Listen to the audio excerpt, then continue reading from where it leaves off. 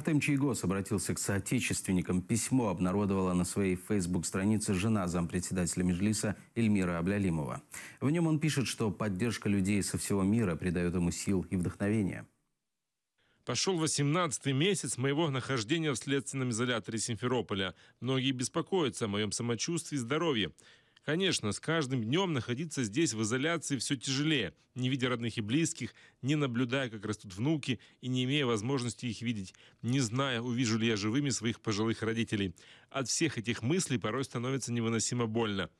Но от одной мысли о том, что необходимо сделать, чтобы все это прекратилось, встать на колени перед хамами и подлецами, продажными мелкими людишками, изменить своим принципам, опозорить самого себя и весь крымско-татарский народ, только от одной такой мысли вскипает кровь. Поддержка моего народа и многих людей по всему миру придает мне силы терпения. Спасибо вам всем.